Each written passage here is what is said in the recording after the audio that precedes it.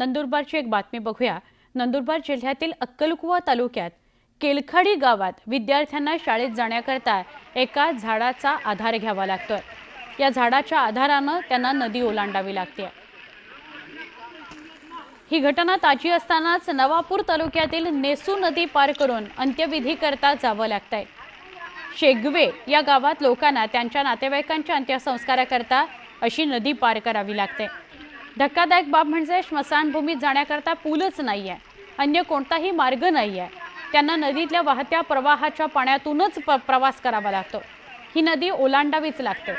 अंत्यसंस्काराकरता मृतदेह घेऊन जाताना कुटुंबियांनी स्वतःचा जीव धोक्यात घालावा लागतो आहे आणि मग अंत्यविधी करावे लागतात। शेगवे गावालगत एक येसू नदी वाहते। तिथं म्हणजे हे लोक 75 वर्ष स्वातंत्र्य होऊन आपल्याला 75 वर्ष झाले। 75 वर्षापासून संघर्ष करत आहे। आज देखील एक मयात इथं झालं, शेगवा गावामध्ये झालं। तर स्मशानभूमी नदीच्या त्या साईडला आहे। तर आज पण हे लोक नदी पार करून घेऊन गेले। मागच्या वर्षी तर एक जण वाहता वाचून गेला होता आणि नदीच्या लगत शेती पण आहे। म्हणजे रोज त्यांना ही नदी ओलांडून शेती करायला जावं पडतं।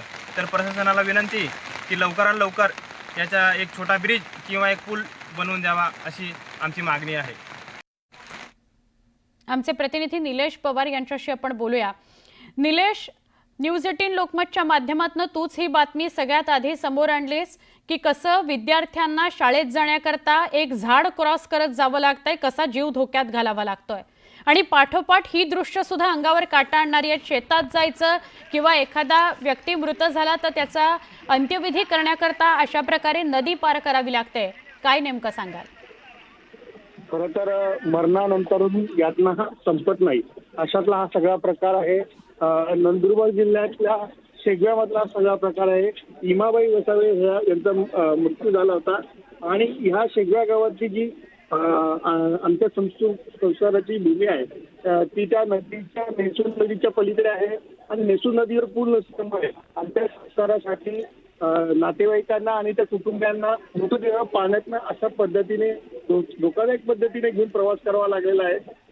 खरं तर